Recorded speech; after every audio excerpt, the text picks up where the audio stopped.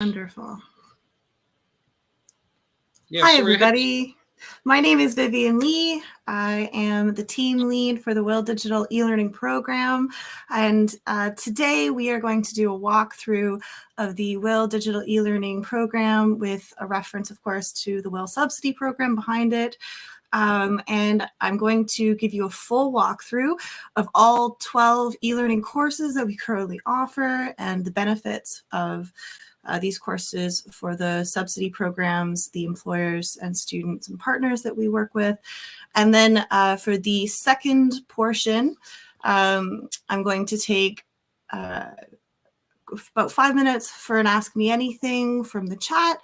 And at the end, for the last 40 minutes, we're going to get a cybersecurity case study demo where my colleague Matt Richardson will be presenting the digital forensics case study that is in as a part of our cybersecurity program. So really quick, for those who are already probably familiar with ICTC, so ICTC, of course, has 4 main sections. So we work with talented partners. We've got a fabulous research team that does research and policy and consultation for the digital economy of Canada. And we also have our talent program departments that provide inclusive, innovative, and employability potential building programs. This program in particular is part of the Work Integrated Learning, or WIL program. So ICTC's WIL Digital program is an innovative work integrated learning program that lets employers grow their businesses by hiring post-secondary students under a wage subsidy.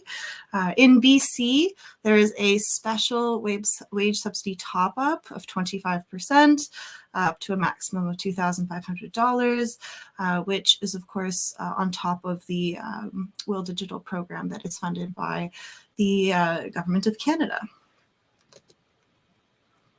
So today I'm going to talk a little bit about the courses themselves.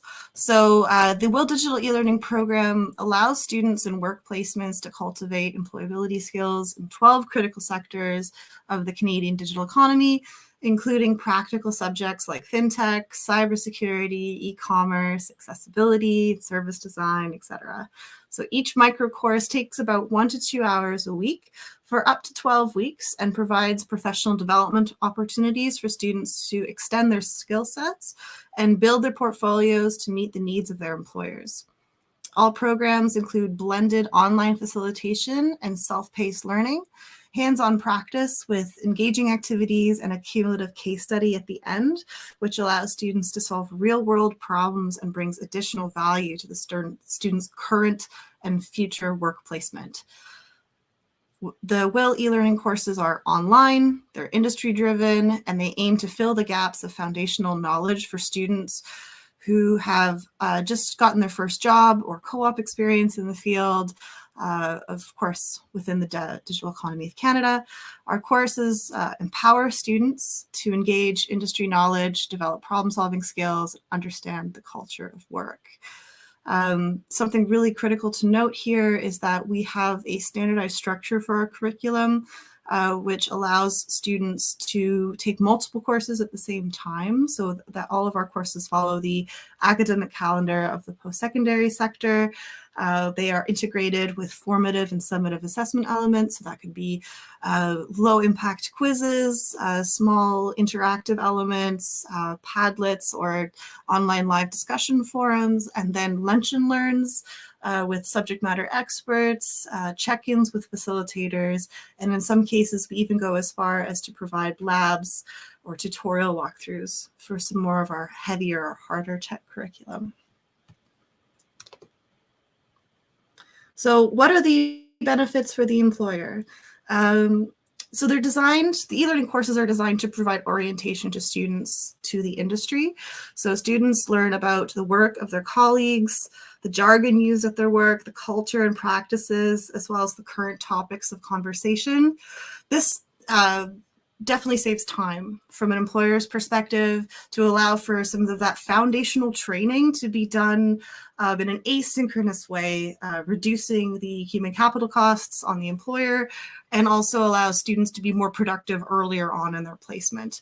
Courses enhance students' work readiness skills by providing them with critical thinking and problem-solving skills, and we always use Canadian-centric bilingual content, which means that it is relevant to the work placement in Canada. And we incorporate a lot of our research from our digital think tank team as well to provide additional layers of neutral research.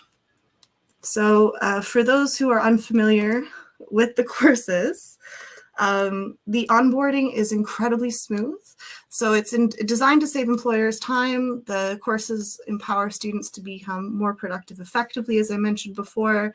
And we find from feedback from our employers that they become, employees become aware of upcoming industry approaches in real time, which is a benefit for employers overall. What are the main benefits for the students? So the main benefits for students are mentorship, of course, networking, and career exploration. Students are able to meet industry professionals. They are mentored by a learning coach. They can also meet with other students from across Canada. In this semester alone, we have over 500 students from across the country engaged in e-learning currently as we speak. We have a huge opportunity for students to report how they're doing. There's a live feedback element for the students and, of course, for our facilitators who are dedicated to the curriculum. If you're a student in the work placement program, you just go to our website, and I put the link on the page here for you. The SurveyMonkey Applied link is direct applications for students that are currently in a work placement. And I'm also going to provide you with an overview of when the next courses start so that you can apply as well. If you have any questions or concerns, you can always reach out to myself or any of my colleagues. Our contact information will be provided at the end of this presentation so that you can pre-register for the summer semester.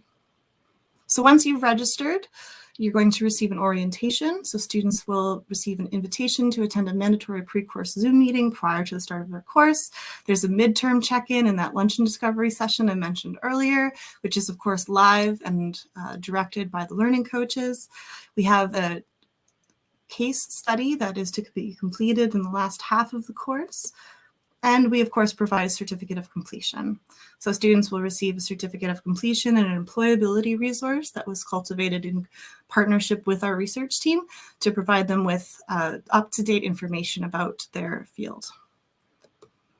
So we've broken our 12 courses into 2 sections. We follow the post-secondary academic calendar, as I mentioned before.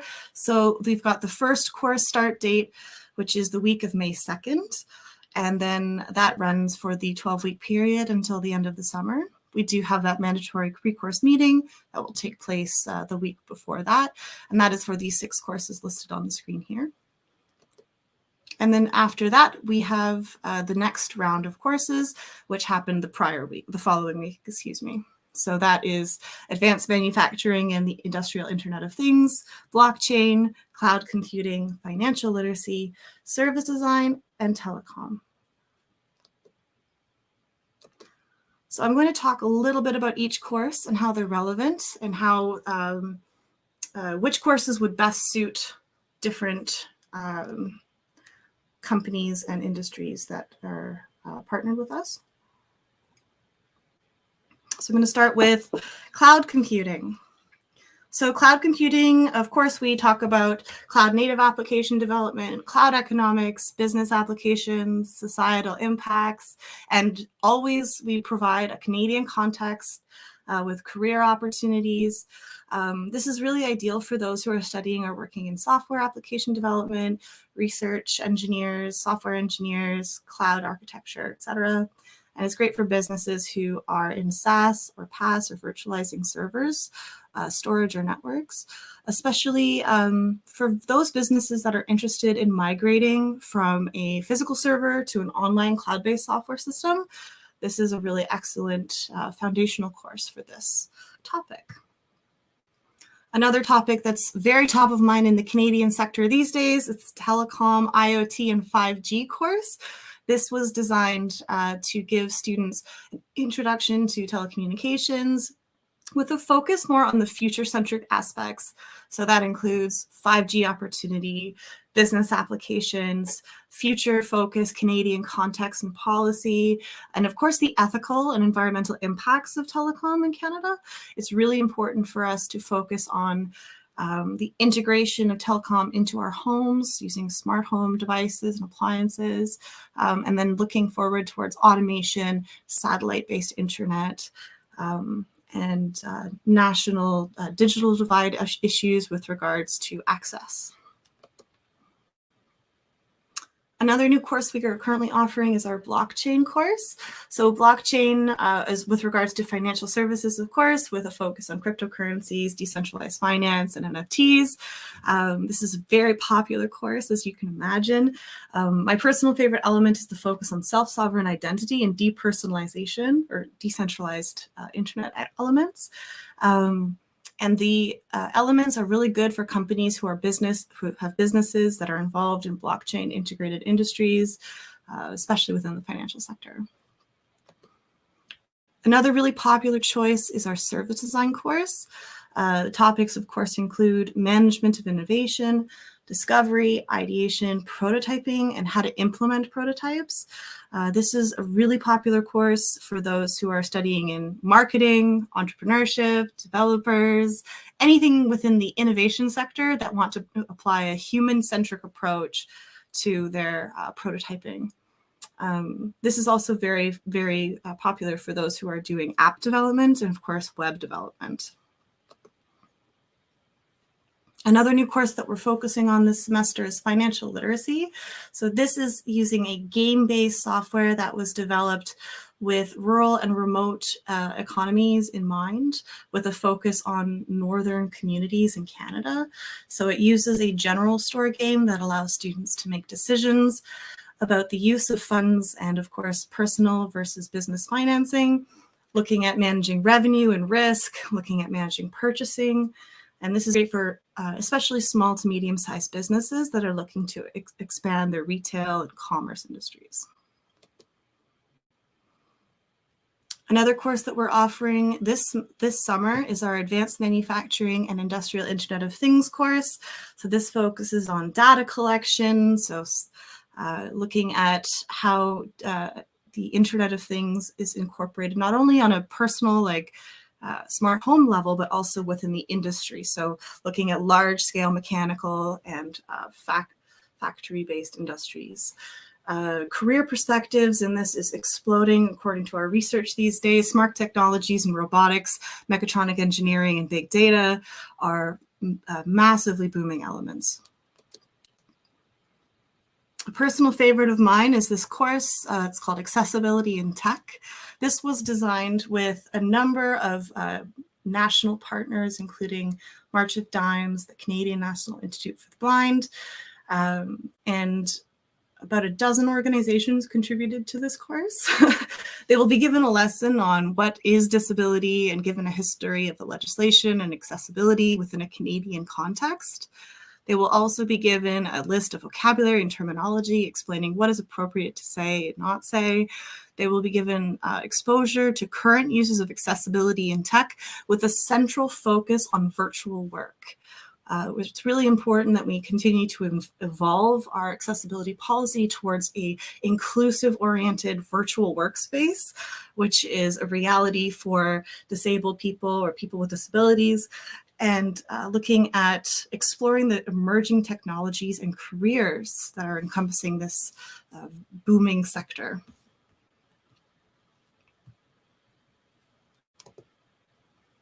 Another very popular course that we continue to see huge interest in is our artificial intelligence course. This is a really great foundational approach to the fundamentals of machine learning, deep learning, the integration of AI and fintech, manufacturing, and the retail sector. There's lots of engaging elements. This is a very video-based course, so it's very easy for somebody who would prefer a multimedia element in their curriculum. And of course, there's a heavy focus on the ethics of AI and Canadian-centric business cases. Another course that we offer is the Big Data Fundamentals and Impacts course. This course is designed for students that are interested in developing fundamental skills on the subject of big data. This course serves as a source of knowledge of big data technologies and their current impact for companies around the world, and especially in Canada. Again, we had lots of really great examples and use cases of big data systems in Canada, including interviews featuring the Executive Director of the Open Data Society and Ashley Cassavan, who was one of the original writers of our federal policies on artificial intelligence use. Another great course we offer is our cybersecurity course. So this is a course that integrates both the theory and foundational elements of cybersecurity, which is reflected in the NICE framework. And that includes 9 virtual simulation labs. So students get the practical elements of cybersecurity mixed with the theory. So we get a really nice rounded element of this course. The key element I want to highlight here is that the case study will be demoed today. So you'll have an opportunity to see the cybersecurity case study in action. We'll give you a sneak peek at our curriculum featuring Matt Richardson.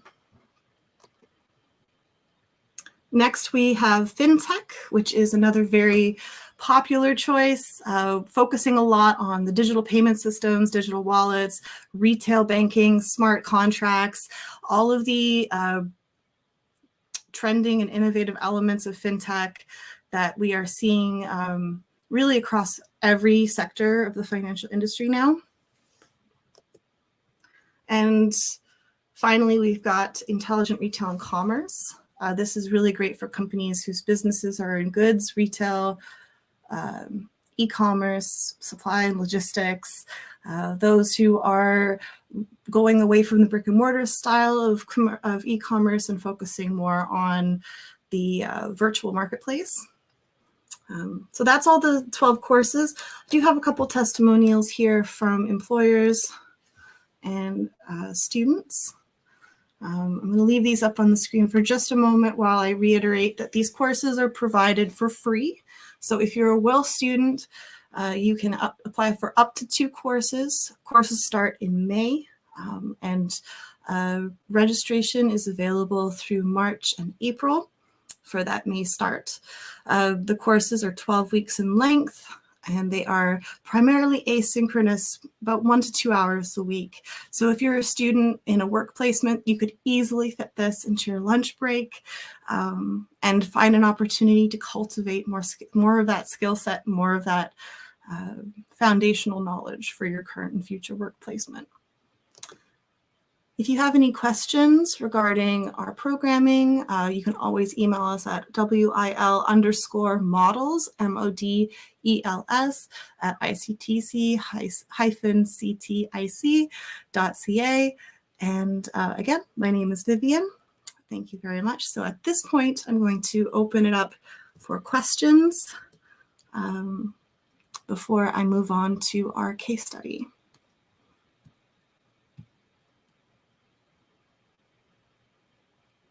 So I have one question here.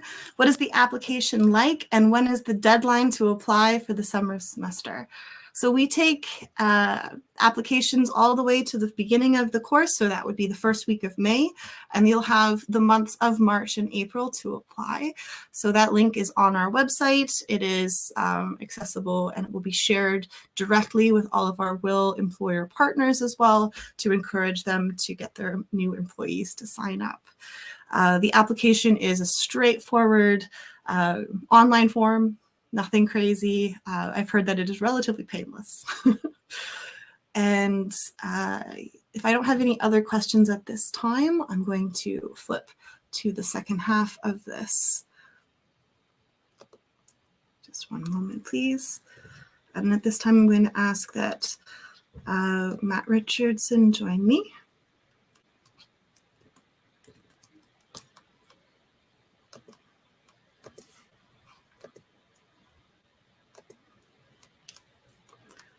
All right. So hello, Matt. Thank you so much for joining us today. Hello, and thank you for having me today, Vivian. So while my computer loads, there we are. So I'm just going to embarrass you quickly by introducing you, if that's all right.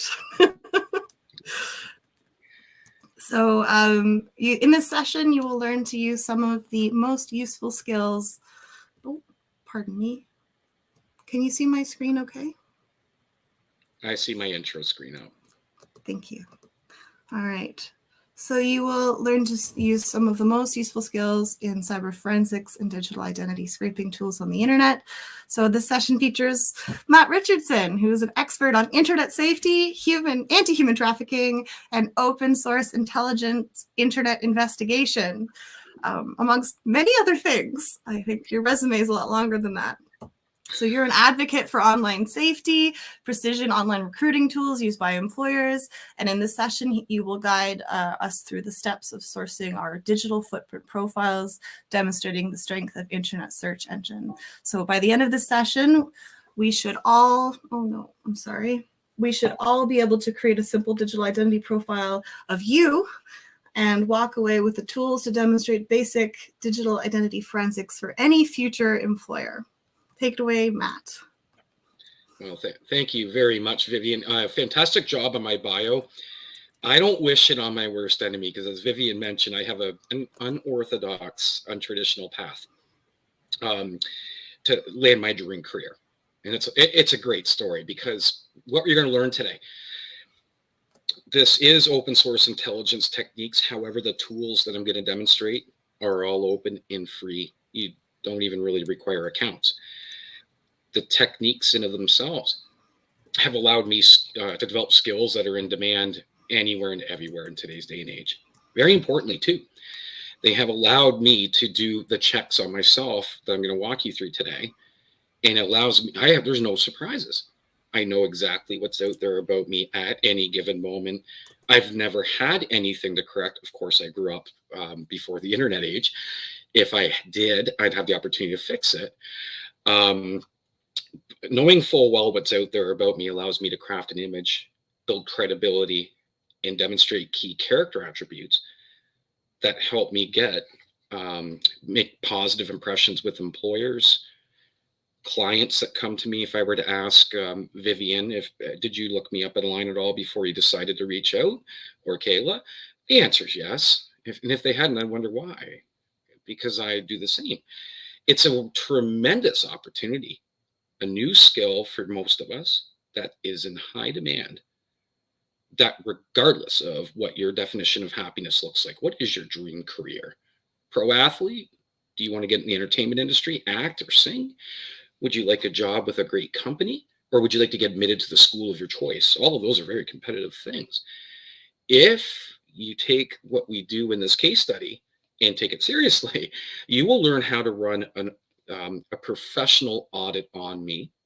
You will also know how to do your own background checks. And you can also repurpose the same skills to improve your research, academic, or if it's in the workplace. It is a multi-dimensional skill set that I use every day of my life. I find with little practice, it becomes ingrained and intuitive, and I don't have to spend money or learn any advanced or complex technologies. Literally, I do most of what I'm going to show you. I can do it on my phone, on a coffee break. I have kids at home and stuff, so sometimes I have a 10-minute coffee break and I can get a lot done with the techniques you'll learn today. But when I think about it, knowing what I'm going to show you allowed me to create that ever so crucial first impression. And especially in today's day and age post-COVID, most of the time, the first impression we make on people will be digital. So it's a matter of thinking like in 1997, when I was coming of age, my resume, this is the digital 21st century resume. It is the first impression. It will open doors. It's a great story. It's good news. It will help you forge the path forward that's right for you. Even if we have disadvantages, I myself had some. I wasn't able to pursue the educational avenues I wanted initially. I didn't have the funding or the grades at the time, but I was able to overcome it because I was able to apply these skills. So what I'm going to show you over the next half an hour or so is all field tested, tried and true, because I tried a lot of things, trial and error, and I'm going to give you the best I got. Before I go on, one of my clients is the Human Resource Professionals Association, the HRPA, and I teach 2 lessons for them, 2 workshops. One is the social media online background checks. And what I'm going to show you today is I'm going to show you the tools and techniques I do to show them. You're going to, on the other end, be able to go, I need to be here and here, and I want to do these things, maybe avoid these. So you'll be in the right place where they look, doing the right things. The other I do is precision recruiting. So it is a bit of it's a trend where more and more and more recruiters are looking proactively for candidates, so they avoid going through the volumes of resumes, which can be time consuming and it can be frustrating.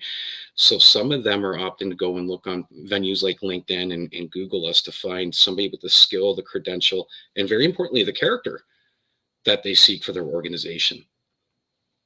So with that said, I'm going to ask you, Vivian, if you can just let me know if you can see my screen okay. We'll get going right now. There's an old rule in public speaking, by the way. You can end early, but never late, especially late in the day or before food, or no one will want to be your friend. So being cognizant of time, I'll just jump right in. I'm going to share my screen, Vivian, and share screen. And click that. And can you see my Google window okay, Vivian? Yes, thank you. Excellent. Okay. So where we can start, it's what we know. Google's familiar, but it's very powerful. But Google is really good at giving us what it thinks we want, but not what we actually need. So we actually have to ask Google in a better way. And there's an old saying, garbage in, garbage out. If I put my name in, actually, I'm not done typing my name, but I come up really high in Google. See that? That's me and that's me there.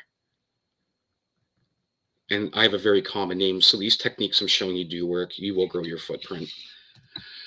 But if I look up Matt Richardson, just my name, there are almost 63 million hits or results. Do you think I'm that famous? Of course not.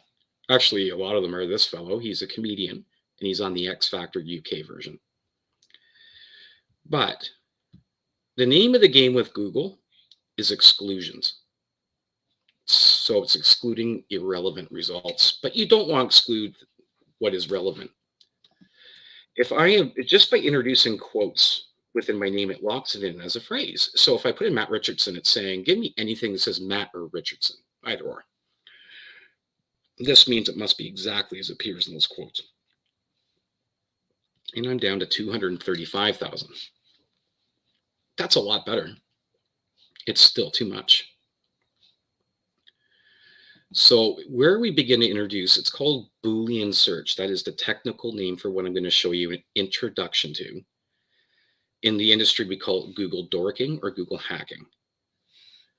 This is actually a pen testing as well, by the way, skill set. It's been repurposed for running personal online checks on ourselves.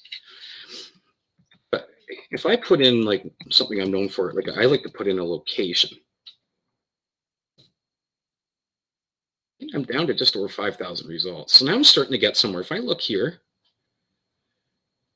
these are all me. We're getting somewhere now, but it's still a bit much. Not all those would be me. And among those that are, there would be duplicates. The same piece of information 7 times spread over like 6 or 7 or 8 Google search pages. And that's a lot of work to go through them manually one by one. So let's narrow it a bit more. So the recipe I'm using before you see, is my name in the city I'm known for, and that's easily discovered. It's on my resume and it's all over the internet. One thing I'm known for, internet safety, 461. This is mostly me. Now, I have the comedian, and that isn't me. So if I want to further refine, I can go minus comedian and drop it, see further, 306. So now what I'm looking at here, everybody, is I'm saying to Google, I want everything with Matt Richardson. And it has to have Belleville or no result. It has to also have internet safety or no result. And it cannot say the word comedian because I'm not known to be a funny guy. I think I'm kind of funny, but not famous for it. I'm also known for topics that include human trafficking. And it goes back up, you see. It's because now I'm saying I want Matt Richardson and the city of Belleville or Belleville and internet safety. Or if it doesn't have internet safety, but it has human trafficking in it, it's a go. I want the result, but I don't want anything that has comedian. And that's what a good search looks like. We're being very specific. It must say this guy's name, his location, a topic, or something he's known for. But if you're like me and you have a common name, you might put minus comedian, minus football if it's a football player, minus hockey if it's a hockey player. So you'll start to pull them out and start to beef up or build up your results. So for simplicity, I'm going to back it up just to here. These are me. 461 are mostly me. There's some with the comedian, but you'd have to go deep. These are all me. And I'll go through a couple pages. Most of us admit we don't go through them all. It's very time consuming. But I do check the images because the images result, some of the image results come up higher than the text-based one. So like this is a teddy bear picnic fundraiser I did commemorating National Missing Children's Day. And it was a fundraiser for the Children's Safety Village in Belleville where I do some pro bono work. That's not really high in my Google search, but when I click the Google image, it's at the top line. So I don't skip that step. And it pulls all sorts of things that don't come up really high on the other. And I do click the videos link. And there are some videos that I'm in based on projects that I did. So these are good results.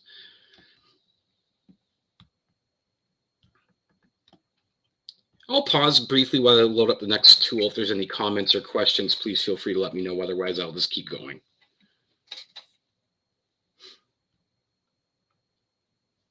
Actually, I'll do this one at the end. It is always a good idea to do the same search in more than one search engine.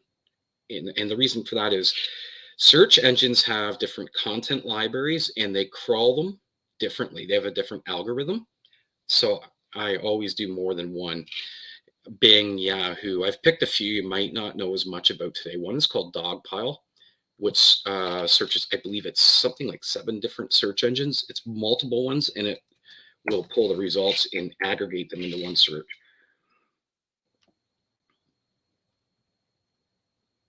And you can find things in here that maybe didn't pop up as high on the other or weren't even discovered. There's one of my ICTC events. That wasn't in the first page of the Google, but it's in the first page of the Dogpile ones. So this is why I do this. Like right here. We were just speaking in this. So what is that? I want to know. You just open the link. Wow, early 2019. And then I did. Good to know. So if I was thinking about hiring me to do work like that and I see results like that, it makes me want to have the conversation to see if I'm a good fit. Well, he's done it. He has the credentials. He has the reputation. He does seem to have spoken for similar audiences to ours, so he has that. I think we should speak with Matt.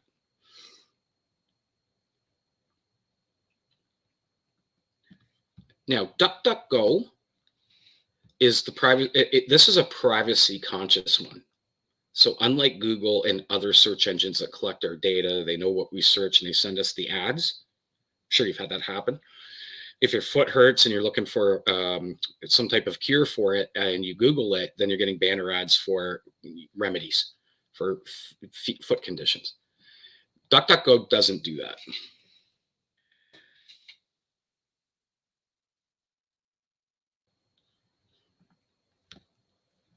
And I do a quick look here, and there is a couple already that didn't pop up high, a couple that did.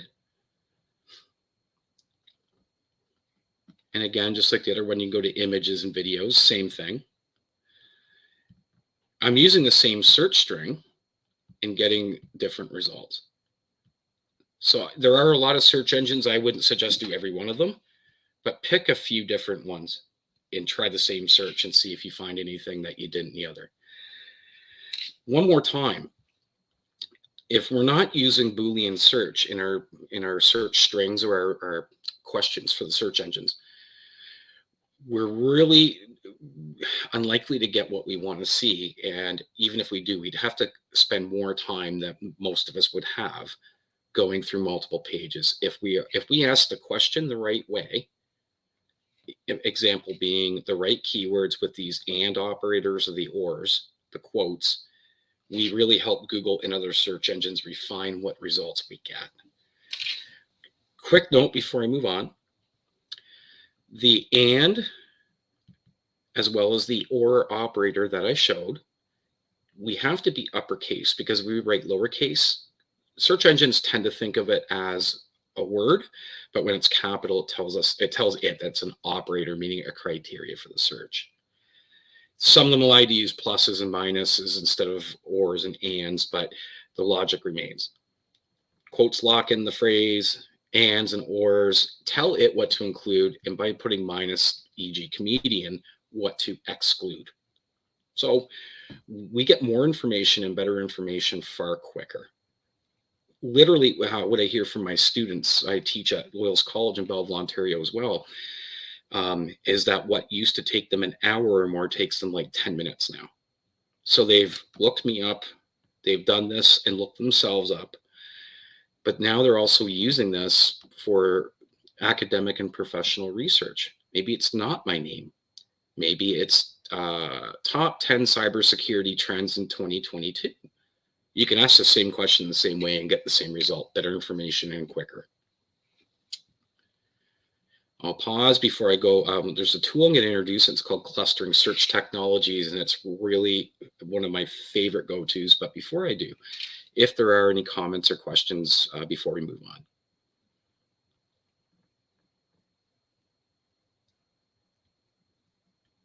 Oh, come here. Okay. I'm actually going to use the same search in Carrot. What Carrot is, it's called Clustering Search Technology. And it groups findings based on our search into categories or themes. So you'll find on a half of a page what would be spread out over multiple pages in a traditional search engine.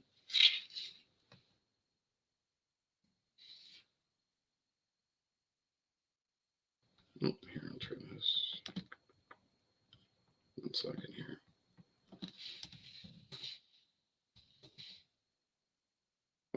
It's having a bad hair day. Once in a while it does this. That's embarrassing. I can't help it, but I'll try again. Here, 2.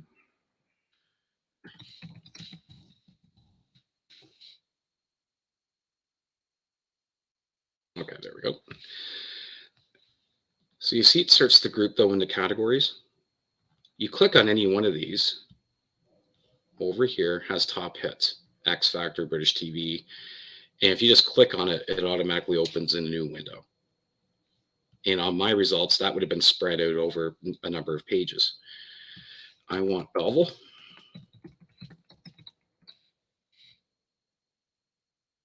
Some of these won't be me because I have to be more specific. Let's try this. And oh, sorry.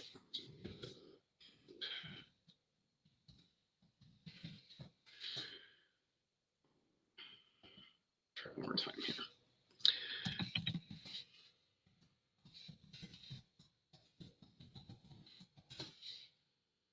Okay, I'll just demonstrate here, but this is our list view.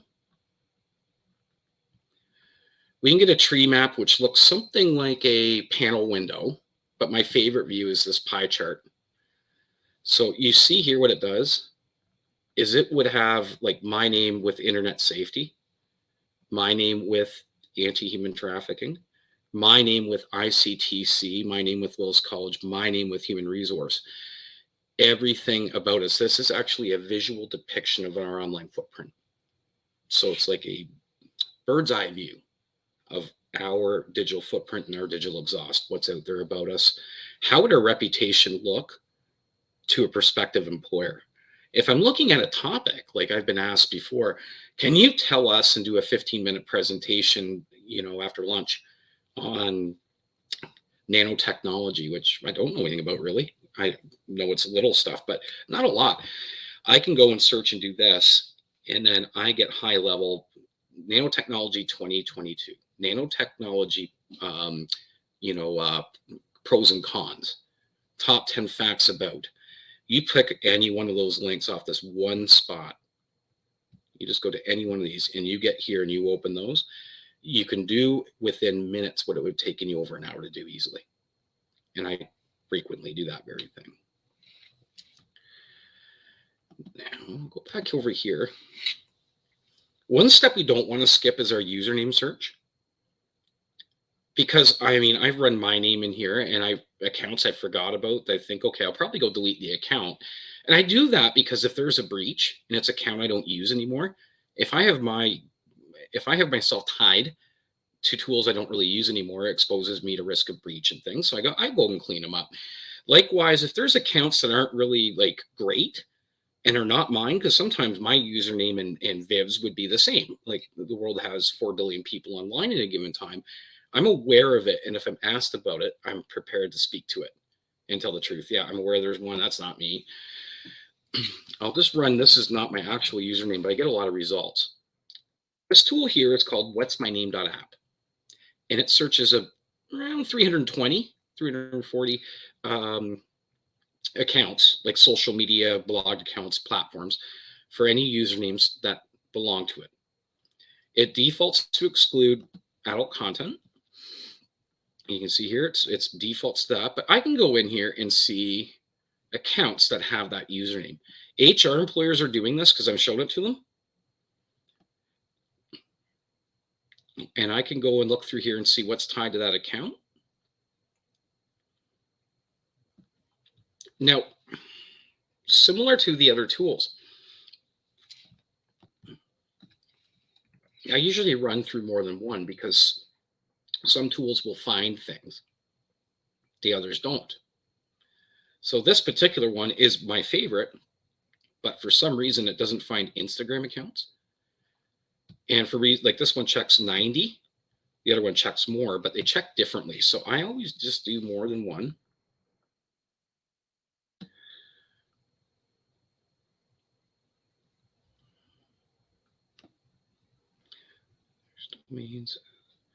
So see, this is pulling things that the other one didn't.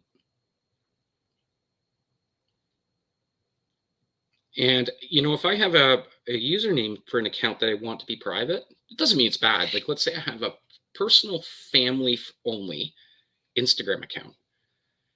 And I think, well, it's not like I haven't put my name on it, probably won't get found. But if you have your username on other accounts, like your LinkedIn, might even be your email, the part where go Matt Richardson 78, drop the @hotmail.com and they search the beginning part, because a lot of us recycle our email into our usernames, and they'll search here and they can find accounts that we didn't think would be found. So I run this stuff on myself because I got nothing to hide, but I like to know what's out there. It's really important. And I like to, if there's anything like, oh, I didn't realize that there's an account there, I'm never surprised by anything. A really, really fantastic tool. So if you use Facebook, which most of us do some more than others, but we all know, and I'll tell you myself, like through teaching many HR professionals and employers, everyone will check for LinkedIn, everyone will Google at minimum, and everyone looks on Facebook because they're familiar. Facebook is known It's what they're comfortable with. In this tool up here, who posted what? The example I'm showing you, I actually ran my name, remember seeing quotes with the capital and, so I'm using the Boolean search, but I ran my name in quotes with a capital and HRPA, Human Resource Professionals Association, in 2019. And if we are tagged in a post, we will get a notification, but if we're not, we don't even know it exists. But this tool will find it. So the one I've chosen here, just to show you an example, it does find posts. This was from an attendee at one of my HR conferences, and she said some very nice things. Great seminars. Favorite session was Matt Richardson, hashtag social media investigations. I didn't even know that post existed. And, you know, I'm glad I did, because it was a very nice one. And I wouldn't have known or hadn't found it if not for this particular tool up here. And if I change the date to 2020, 2021, or a range, I get different results. I can search by keywords. So I like to run my name through there, and I have found things I'm tagged in. But importantly, I mean, I've never found anything that, you know, was bad in any way, shape, or form. If I did, I would go fix it. Knowing what's good is very important too.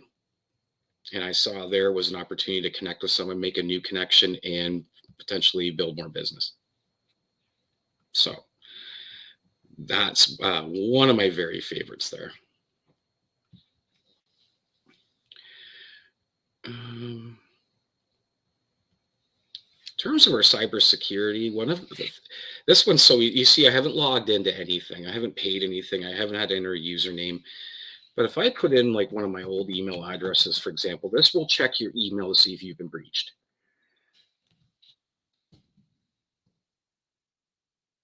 And I have a few emails, I run them in here.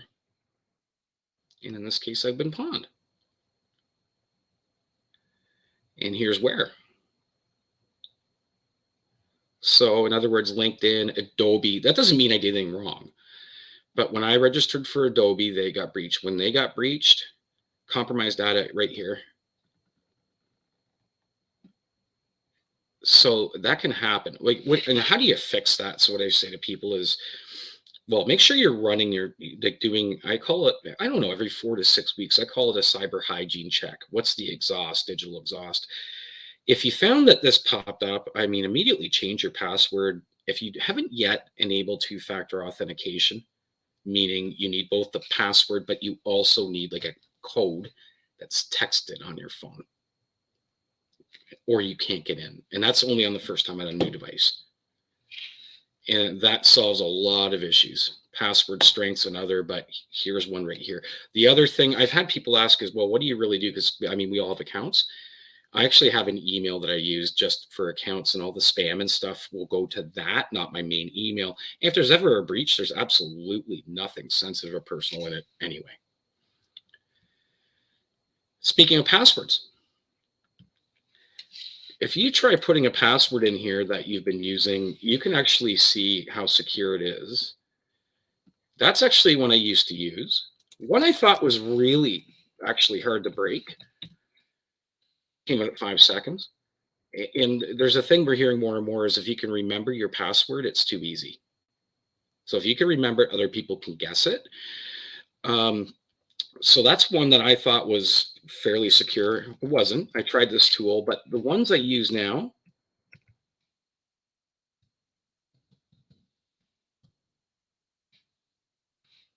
I'm not remembering this. I have a password manager, and there's a lot of those. That's another topic. But there are tools out there that will auto-generate passwords and store them for you securely that you don't have to remember, that are literally impossible to guess. I would never recycle our passwords or reuse the same ones. Always use complex ones.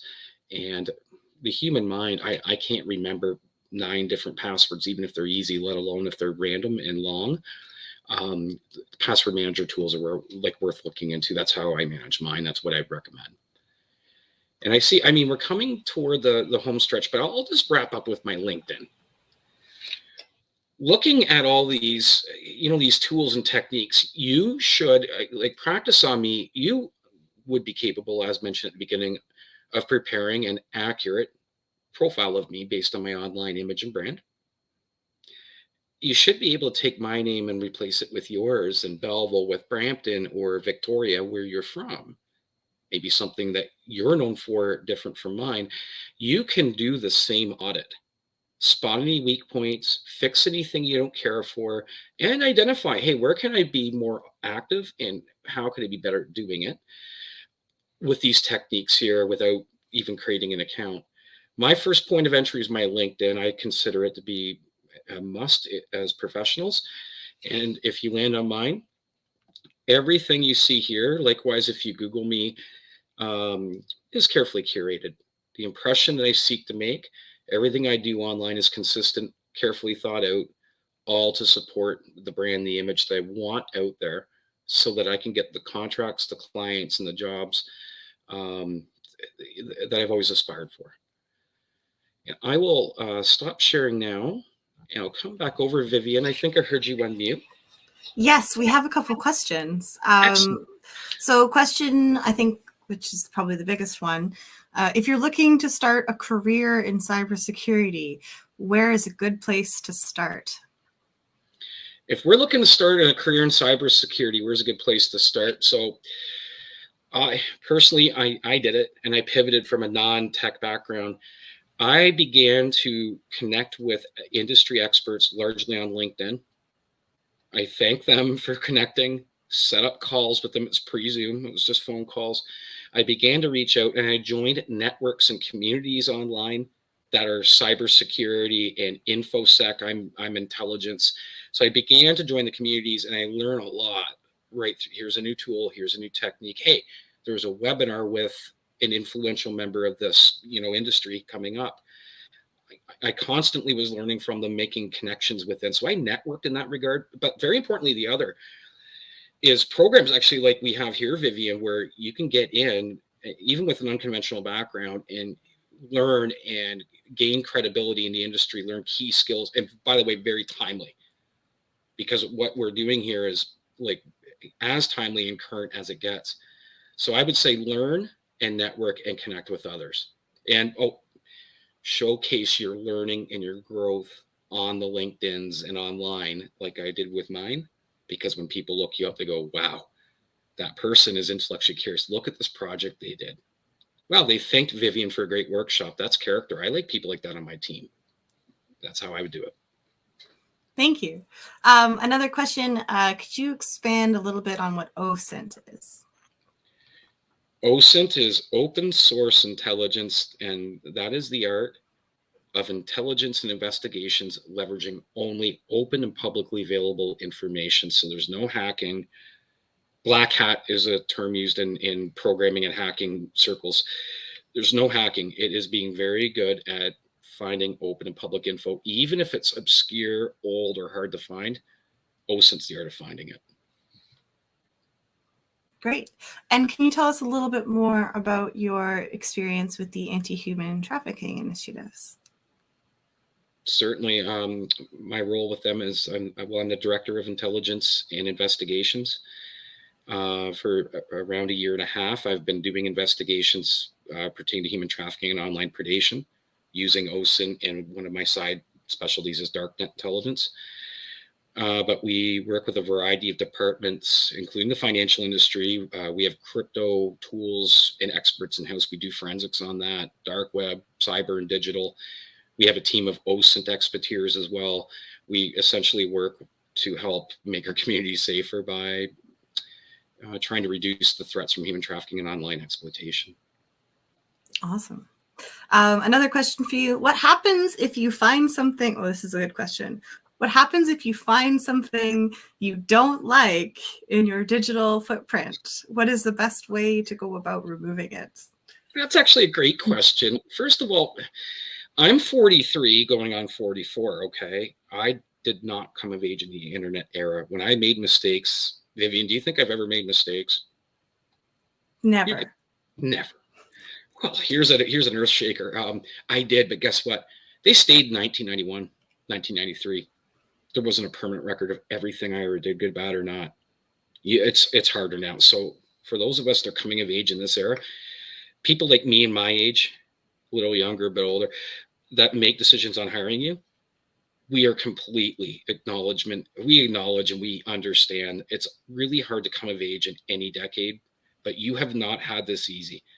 Plus, many of us have teens and young adults in our lives who came of age and they made mistakes and they're amazing people. You're not going to pay for the mistakes of the young person, provided clean it up and delete it. It is technically always there, but it gets really hard to find. Your average HR person won't find it. If they did, who cares really? Because if they see that this person had a rocky year, but all of a sudden you learned from it, you became positive and professional, became a better person, that's called a pattern of good behavior, and it's called personal growth. You're not going to be losing out on opportunities for the old mistakes. Delete anything you do not care for. And if you haven't yet, begin doing the good, positive, kind things. And it's all okay.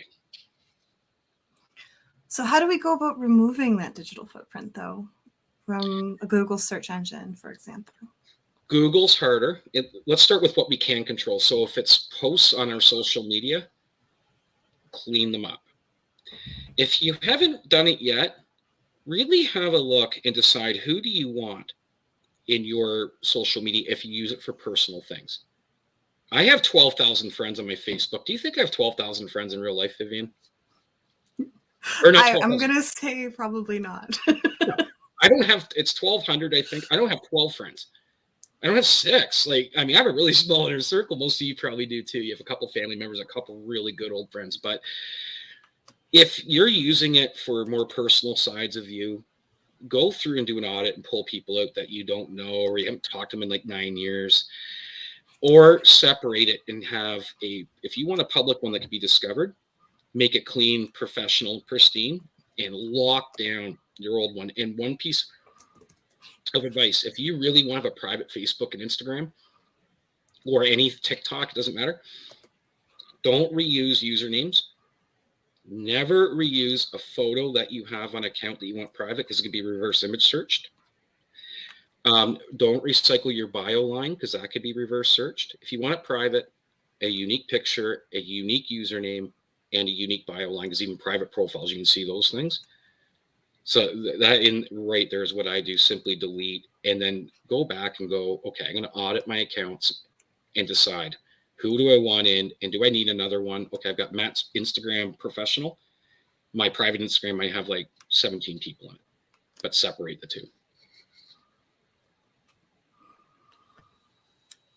Okay, well, thank you very much for your wonderful demonstration today. I learned a lot.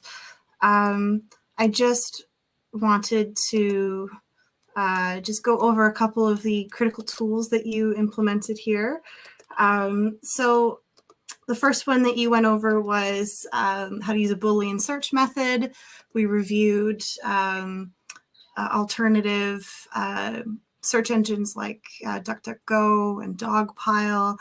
And then I really appreciated that you included a reverse image search on Google. Carrot2 is a great clustering tool. Thank you for introducing us to that. There's the whatsmyname.app. And I even threw a name check, which is featured in the full cybersecurity case study, the whopostedwhat.com resource for Facebook posts, and the haveibeenpwned.com, which was really exciting to review and a good reminder for all of us of what we need to do to keep our passwords safe on various apps.